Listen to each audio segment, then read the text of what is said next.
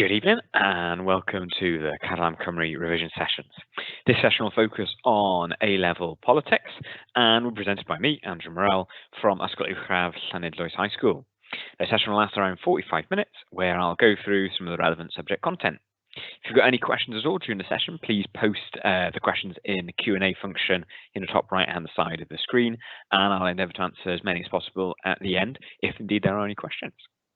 The session will be recorded with the PowerPoint materials uploaded to the e-sgol website in the Catalan Cymru section. So, welcome back to our last session. Hopefully, over the last 3 sessions, you've learned something, and hopefully you'll learn something a bit more today as well. So, our previous 3 sessions have covered liberalism, their fundamental values and ideas, and looking at a Section A question. The session after looked at conservatism, fundamental values and ideas, and a Section B question. The following one, socialism and communism, fundamental ideas, and then the beginning of a Section C question. And today we'll focus on the last of those political concepts, nationalism, again looking at fundamental values and ideas in exactly the same format, before then looking at the second half of our Section C question, kind of digging down a little bit more, an exemplar paragraph from it, and think what kind of things to note, how to write it, etc.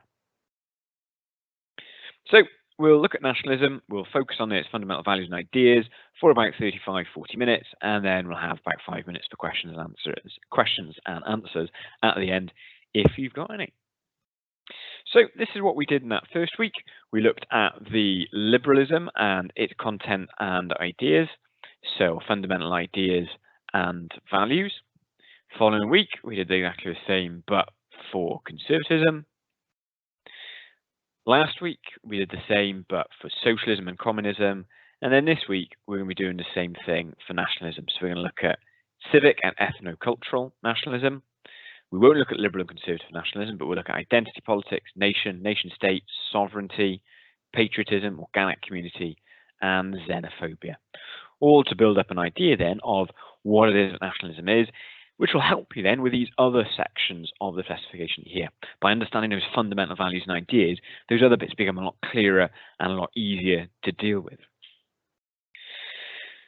So, the same thing, right? If you're watching this on recording, then pause now and draw up on an A3 page, I would say, in order to have enough space, draw up a table that looks like this with all these key values or fundamental values and concepts for nationalism on nation, xenophobia, organic community, patriotism, sovereignty, identity politics, ethno-cultural, civic, nationalism as well, and nation state.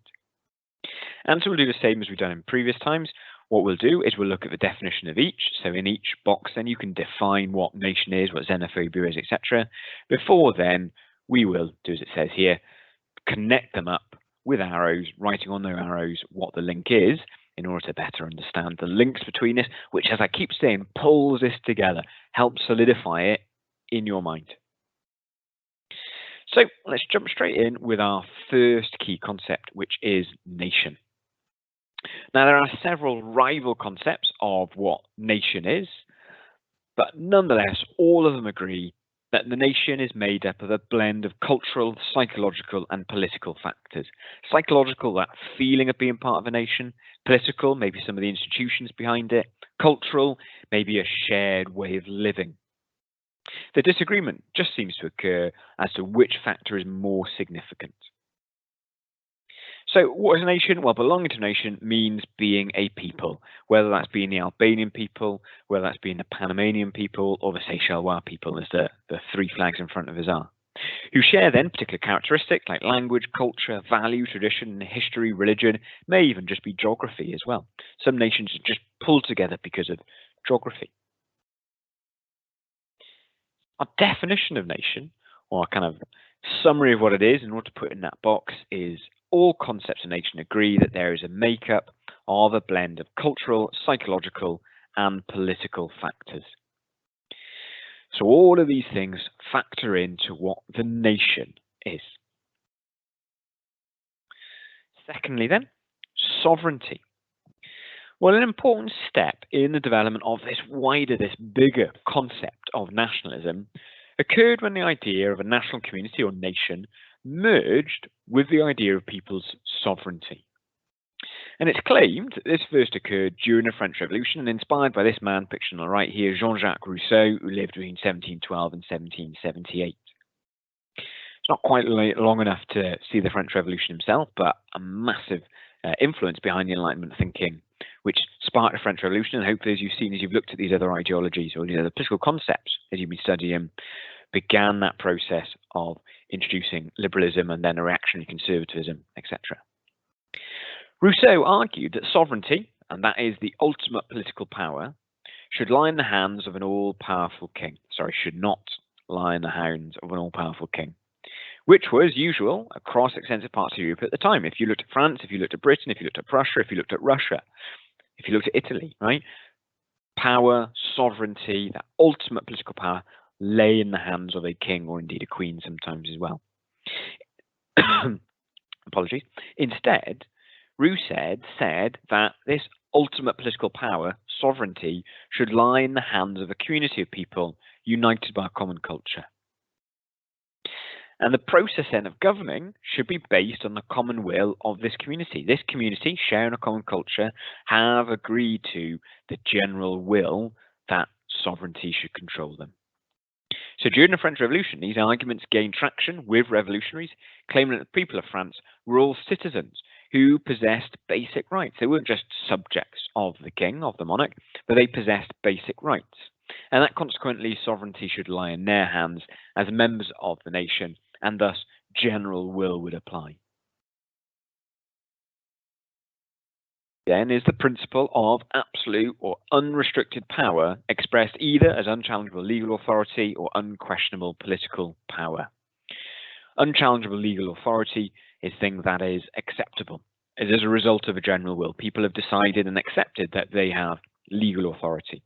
Unquestionable power could be something that, unquestionable political power, sorry, could be something that is a dictatorship where people haven't agreed to it. There's no general will, but ultimately it's very, very hard to question them. It's very, very hard to get round and escape their power.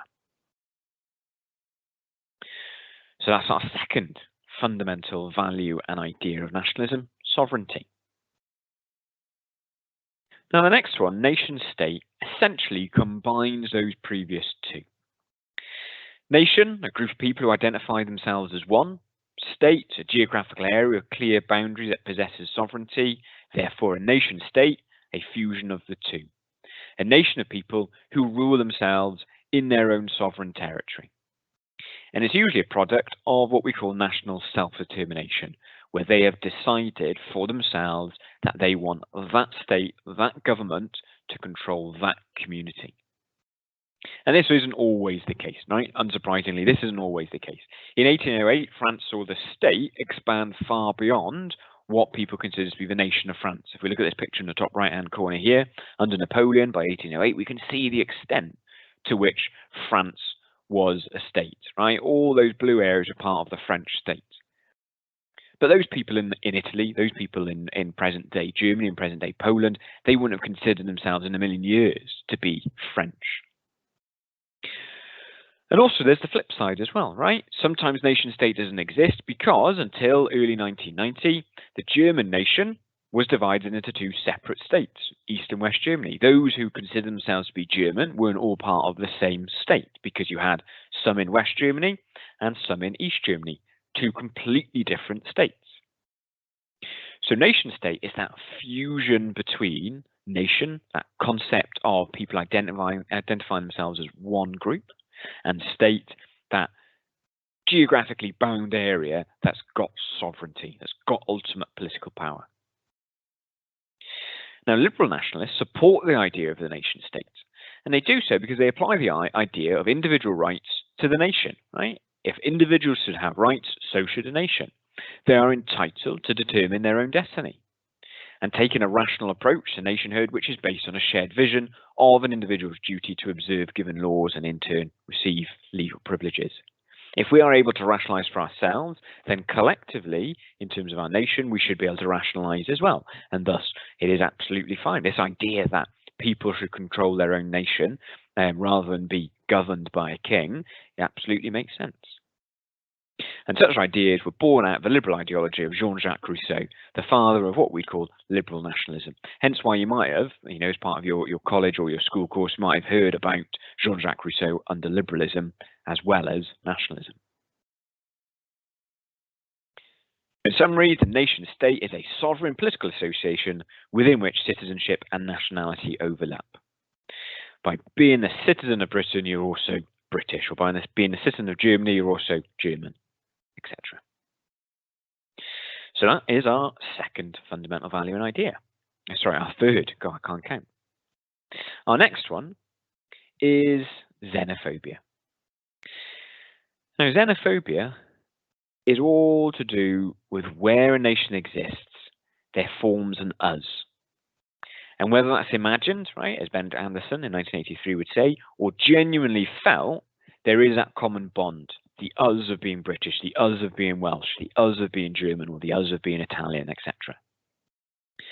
And naturally, where there is an us, there is always then an other. If you're not part of that us, if you're not part of that British us or that Welsh us, then you're another, aren't you? You are French, you are English, you are Italian.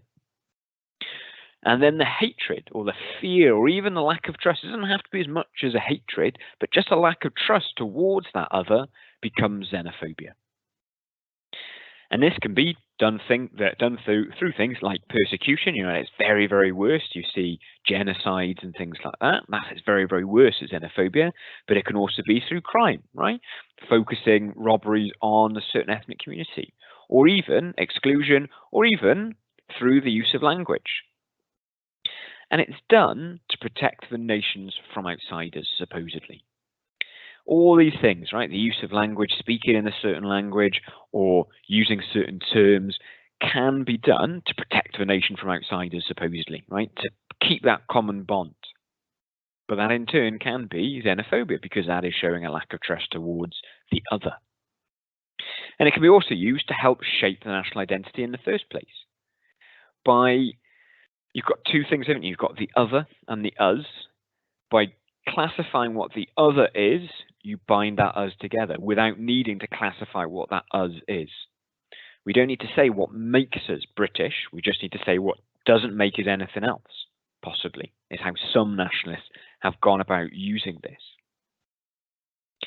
I'd be so bold as to probably say the English Defence League has done this, by the fact that it's not necessarily what makes you English that's celebrated, but what that doesn't make us this, doesn't make us that, doesn't make us the etc. In summary, xenophobia is a fear or hatred of foreigners, foreigners being the other.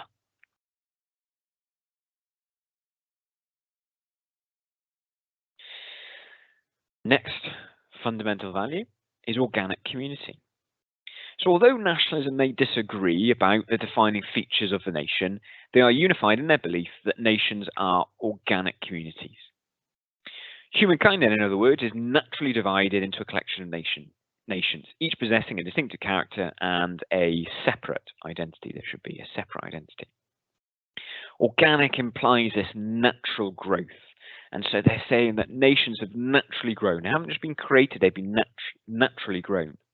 And this, nationalists would argue, is why a higher loyalty and a deeper political significance is given to the nation than to any other social group or collective body, right? In my case, being from Llanidloes, it's not that I identify as being Llanidloes above British, because nationhood is more organic, it's more natural, and has got that higher loyalty. And so national ties and loyalties are found in all societies, so nationalists would suggest. Suggesting also that they've endured over time. It isn't just something that's happened since the French Revolution. This is something that is seen for thousands of years. And they then operate at an instinctual or even primordial level. Now, that might mean in the earlier period that they were smaller nations because they were smaller areas that we were aware of, or our culture spread over a smaller distance because of poor communication, etc. And a primordialist view, right? There's two kind of views on organic community. One is a primordialist and one is a more modern. Primordialist view on the organic community hold that national identity is historically embedded. Nations are rooted in common cultural heritage and language that may have history longer than any statehood or quest for political independence as a result. So our nations formed long, long before the idea of states and governments. And modern nations then are essentially just updated versions of these long-established ethnic communities.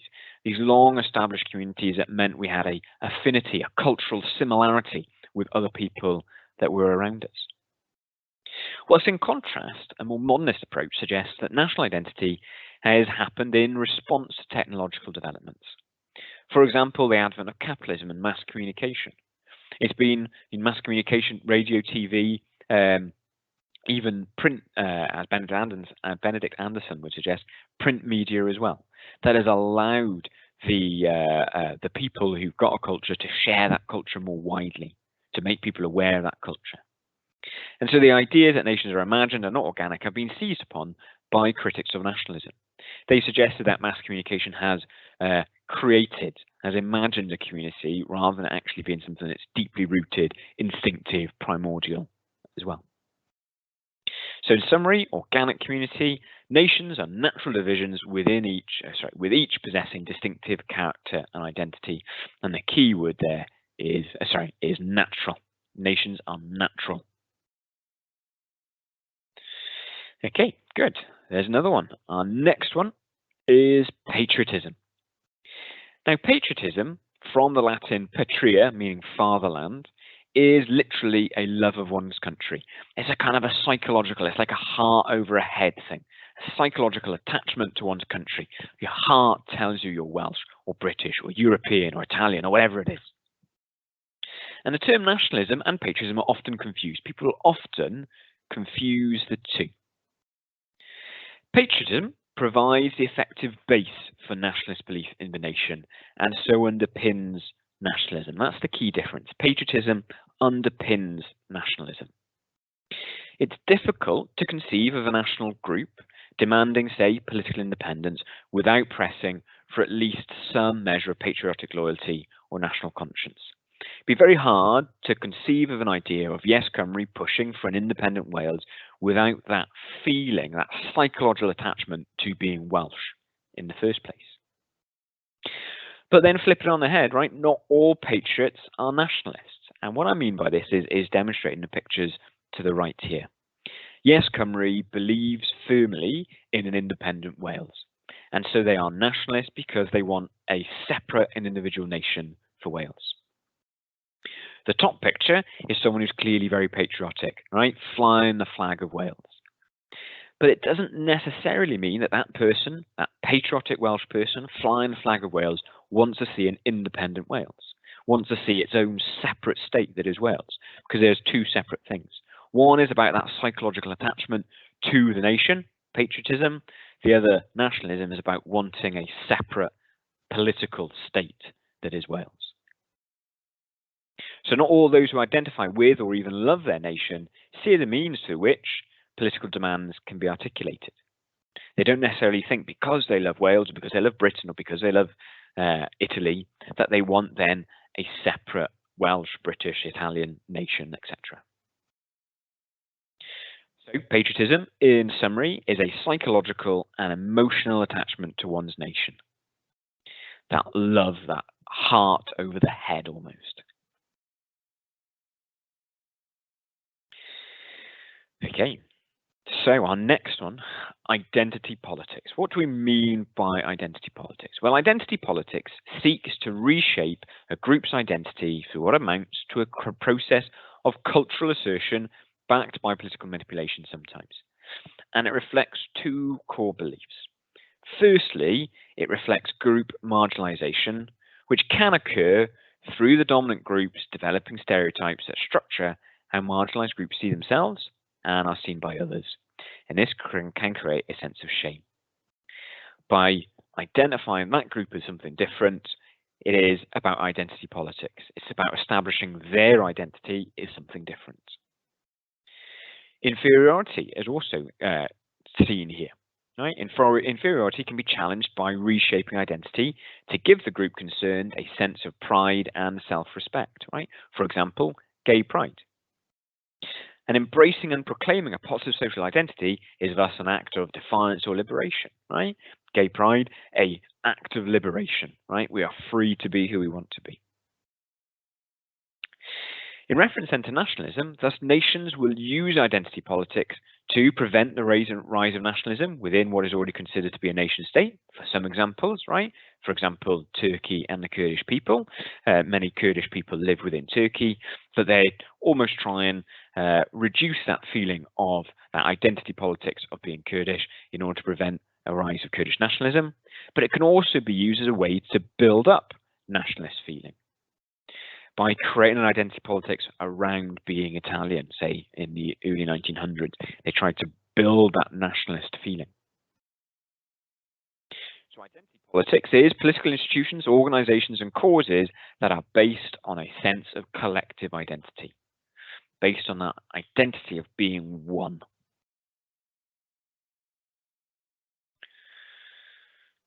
Okay, so rattling through, we have got now to look at the difference, just briefly look at the difference between ethno-cultural and civic nationalism.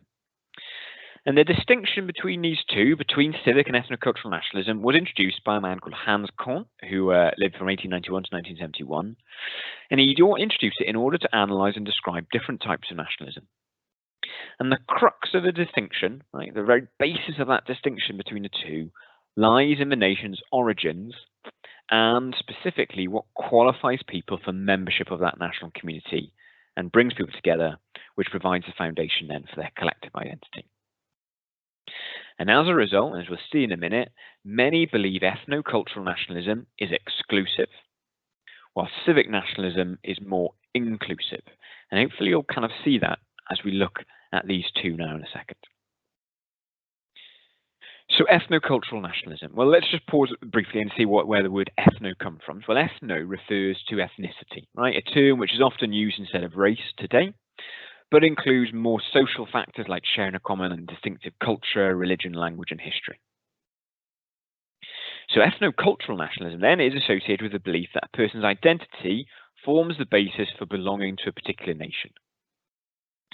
And today, there is a tendency to assume that factors such as race or ethnicity or pedigree are the ones which ethnic nationalists would choose to emphasize in denoting membership of the nation.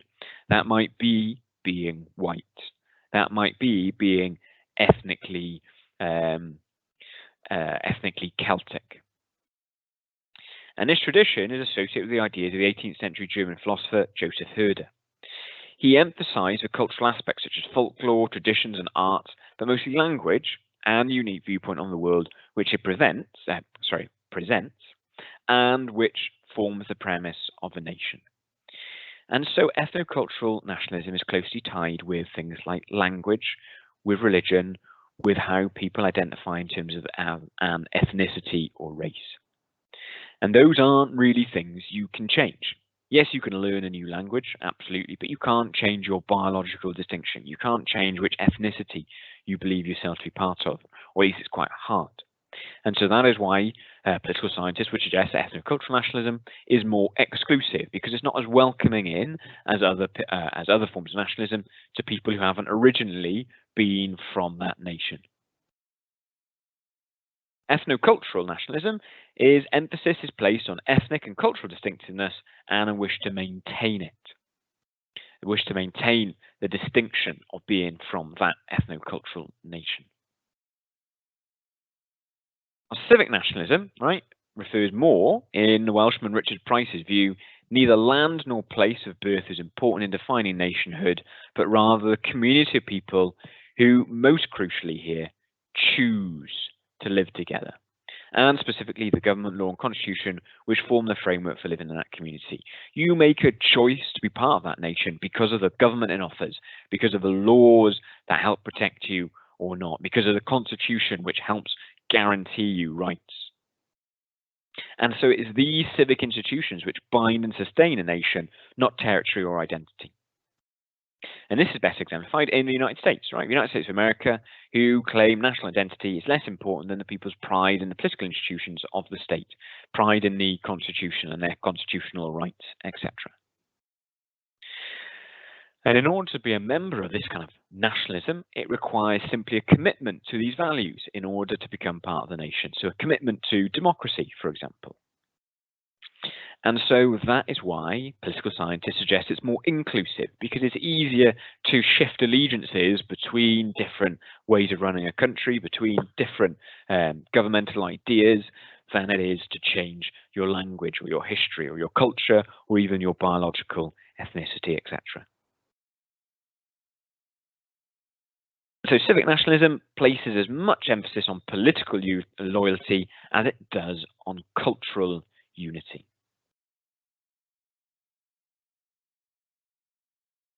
They are all our key rights, right? Key ideas and values of nationalism. So what we'll do now is we will try to link some of these together. Oh, apologies.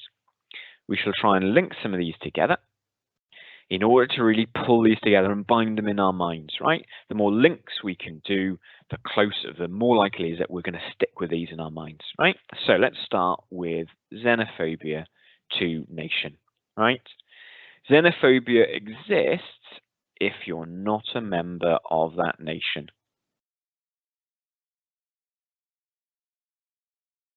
That is the very basis of it. If you're not a member of that nation, then xenophobia can occur.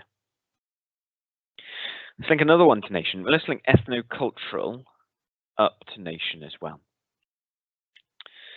Now, this key value of nation, right?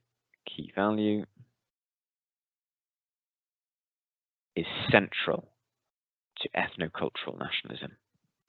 Without a nation, without a national identity and a culture and a heritage, there is no ethno-cultural nationalism because there is no shared culture which creates the nation in the first place.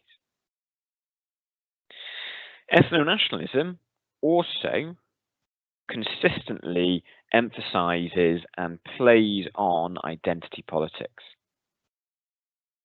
Emphasizes and plays on. Ethno-cultural nationalism emphasizes the identity politics because that is what helps to form a nation, isn't it? That's what helps to form the exclusive group that is that nation. By building on those identity politics, by playing on those identity politics, you form that ethno-cultural nationalism. And a part of identity politics is xenophobia, right? Because if you remember right at the beginning, I talked about the us and the other. Identity politics is about creating in people's mind the us, or indeed creating the other. Xenophobia then is treating that other with fear or distrust, etc. So identity politics doesn't necessarily lead to xenophobia, but you can't have xenophobia without identity politics. Hence why my arrow is pointing to identity politics rather than the other way to xenophobia. So what are the links are? Let's go to civic nationalism for a minute then, right? Organic community can link us to civic nationalism because they suggest that these institutions that people want to be members of in order to share that membership of nation, these institutions arise naturally, they would say. They aren't created necessarily by man, right? They arise naturally, and that gives them greater weight, I suppose. Whilst also civic nationalism links very, very closely with sovereignty, right? Because this value is central. Sovereignty is central to civic nationalism. Civic nationalism is about those political institutions. Sovereignty gives that nation the ability to have those political institutions because the general will, the ultimate political power lies with the nation, and they can decide how they're going to run the nation as they want or decide to invest power in these natural institutions.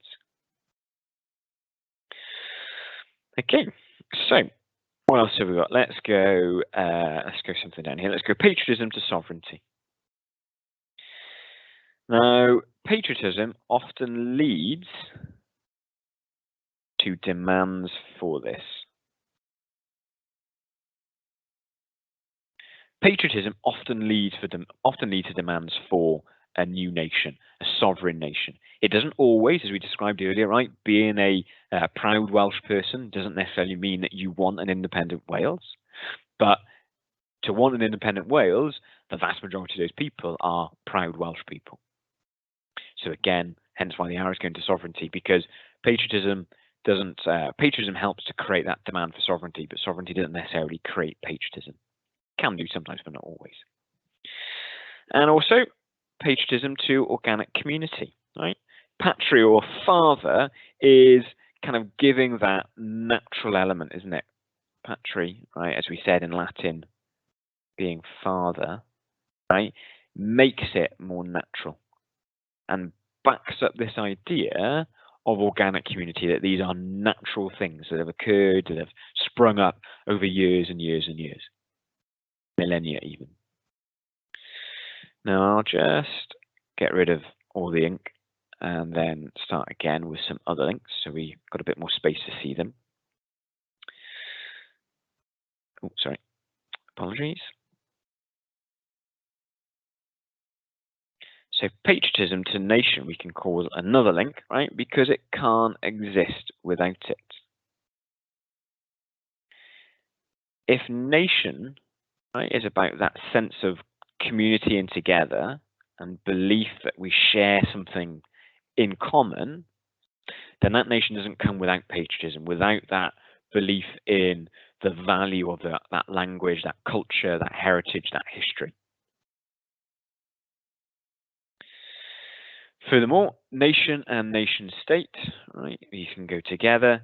This is the kind of the feeling, right? So the nation is the feeling, the state is the political. So the nation gives that feeling, whilst sovereignty gives that political element. I say political / legal element, right? That legally creates a separate sovereign nation. Just thinking, what other ones have I missed? I think that could be it. Other than, I suppose, organic community through to ethno-cultural, we can think that these feelings and this distinction of nations, right? Distinction arise naturally, they would say. And that natural arising is what makes it even more justifiable, I suppose, right? The fact it's natural justifies to many ethno-cultural nationalists that ethno-cultural nationalism is an important thing to do, is an important project to follow. So those then are our links between these different fundamental values and ideas. So by, as I said, following those links, what you do is you build up better understanding of the other fundamental values, and it makes it easier, in fact, to remember them and to apply them as well. So lastly then, right, and time is not on our side here, but lastly, we've got this the exam paper, right? As you remember from previous sessions, right, section A, 16-mark questions, which you've got to answer both of. Section B, 20-mark questions in which you answer 2 of the 3, while section C then is a 40-mark question. That's a massive hitter, of which you have no choice over which one you answer. And so we looked at, last time, we began to look at nationalism and whether it has more contemporary relevance and influence than other political concepts and theories. And the statement then said, or the question then said, evaluate this statement using your knowledge of political theories. Following our PACT model then, our P, our pressure of time. So 40 marks is something you'd spend 50 minutes on. It is absolutely crucial that you do spend 50 minutes on it. Don't spend 5 and don't spend 2 hours on it. You've got to balance it well in order to make sure you're spreading your time out well across the different questions. It covers assessment objective 1, knowledge and understanding, assessment objective 2, interpretation of political information, and assessment objective 3, construction of an argument. And content, I suggested going over those planning documents last session. So hopefully you've had a chance to do that, and hopefully then that can help you as we look now at how to write an answer, to then write an answer in response to this question. So what are the things to note when it comes to this question, our T? Well, the things to note is that the emphasis of this question is on relevance and influence. So is it relevant? Is it something that's meaningful to our day-to-day lives? Influence, is it something that helps to shape what's happening in our day-to-day lives? And evaluate. So when it's saying evaluate, it's asking you to make a judgment on it, really. Okay, it's not just discuss, it's not just kind of have a little discussion back and forth, it's an evaluate, make a judgment. Is nationalism more relevant and influential on modern day or contemporary political theories, or is it something else? Therefore, you're going to look at both what is relevant and what is influential. And both of these are different, and so allowing more than one evaluative point as a result. Because what is relevant is what affects us, what's influential is what changes what we're doing, isn't it? So it means you can evaluate from more than one point. You don't just have to evaluate from whether it's relevant, also you don't just have to evaluate from whether or not it's influential and changes what we're doing. So how would you write this, right? Well, what I would do is I would start with a very, very brief introduction. So I would define the key terms. I define what relevance and what influence is, right? Relevance, as I said, right, impacts on our lives. Influence is ability to make change.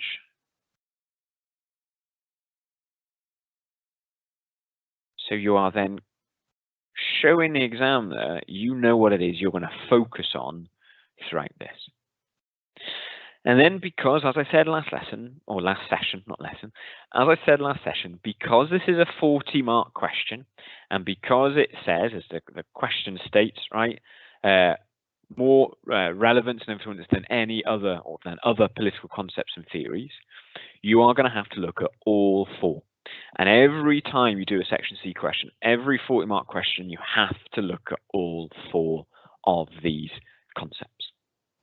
So the first one, discuss the idea of nationalism having most contemporary influence and relevance. So open up, because the question starts with nationalism, you've got to open up with nationalism. And if I was you, I would follow a peak structure. So peak, make your point about how relevant or how influential it is. Evidence, back it up with specific evidence, examples, political thinkers or politicians. That is where you're really going to tap into your AO1 marks. Explain how this proves its influence and relevance. How does it prove that it is influential, that it is relevant? And there's your AO2 marks. You're interpreting political information. And then you evaluate, right? Does this make nationalism have the most contemporary influence and relevance? That evaluation, which will come more and more so in the further paragraphs, so you can compare back to what you've previously said, is your AO3 marks, right? Where you're creating or you're constructing an argument. Conclude and compare the relevance and influence to other political concepts you have discussed. Now, obviously, you wouldn't really be able to do that in your first paragraph where you've just discussed nationalism and how relevant and how influential it is. But in your following paragraphs, you will be able to do that. So next, discuss the idea of liberalism, right? I mean, I've suggested liberalism first. You could do conservatism next or socialism next, so long as you do all three. So discuss the idea of liberalism having the most contemporary relevance and influence using peak. Again, make your point. State some evidence. Then explain it to tap into your AO2 marks. Then evaluate it in order to tap into your AO3 marks. Your concluding and comparing here is easy. You conclude and you compare to nationalism. What you've said, does that show that liberalism is more or less influential than nationalism? Move on then to discuss the idea of conservatism. Exactly the same process. Again, now what you've got in order to compare, you've got the ability to compare to nationalism, but also liberalism. So your compare section gets bigger and bigger throughout the essay, right? Because you can compare to these other concepts you've looked at in order to say, is it more or less relevant and influential than them? And then finally, obviously, socialism as well. Now, in your conclusion, right, you must make a comparative, right? Sometimes in the pressure of an exam, it's easy not to have those other paragraphs as comparative, right? But you have to. In order to access AO3 marks, you have to make it comparative. So compare explicitly the relevance and influence of each political concept or theory you've discussed and how it is more or less relevant and influential than another. By literally using those words, you can do that. And this must be based on evidence in your essay, right? Don't introduce new evidence here. Make sure it's based on the evidence that you have included in your first E for each of your paragraphs, right? Well, not necessarily your paragraphs. You can have more than one paragraph on nationalism, more than one paragraph on liberalism, but each paragraph you have follow the peak structure. So that's how I suggest you write it. Now, what I have got is the first paragraph, right? The first peak paragraph first two, peak paragraphs that would help to answer this question. Socialism is the most influential theory in Welsh politics. Evaluate this statement using your own knowledge of political theories. We're not going to have time to go through it, but one thing I would say to look out for is what specific evidence have they used, right? How many times have they used the words of the question? So that's relevant. Use the words of the question. That is words like relevant, influential, in this case, influential only. Words like most, Welsh politics as well. I would also look for their use of key thinkers, right? This is often something students forget to do, is to look for key thinkers. So follow that through and have a look for them as well, right? Obviously, this resource will be up on the website, or you can just pause it. I'll pause on the next slide for a second. So if you're watching the video, you can just pause on it, have a read of it, and then have a go yourself, right? Try and answer that question yourself. Give it to your lecturer or your teacher and get them to mark it. See what mark you'd have got, right? Practice makes perfect. The same with the others, right? Do those questions, get them to your teacher or your lecturer, see what mark they'll give it, because as I say, practice makes perfect. So here's that second paragraph. I'll just pause here for a second. So if you're watching a video, you've got time to hit the space bar and stop. And there we are, done, right? We have just looked at all the fundamental values and ideas of nationalism. And so we've now covered all of these for all four of these political concepts. Now, just a reminder that there is more revision materials online. That absolutely brilliant website and the first link, which will be clickable on the resources on Catalan Cymru. Also, the WJC page has got some good stuff, right? It's got some resources for Unit 4, which obviously we've not covered. It's also got some interactive revision, content revision, and also an exam walkthrough as well, right? Done by one of the examiners as well. I'm a teacher rather than an examiner, so that might prove useful and helpful to you as well. So there we are. That's the last one finished. Now, all that leaves me to say really is thank you very much for joining us over the last 4 weeks. As I've kind of shared some tips to succeed at Politics A-level, and I wish you all the very, very best in your upcoming exams. Hopefully they go well, and hopefully this has helped you on that path as well. The last thing then, I'll have a look and see if I've got any questions in the question and answer, just to see if there's anything at all. It's taking a minute to load. Okay, there's no questions there at the moment. I'll just pause for 30 seconds to see if anyone's got any questions to ask.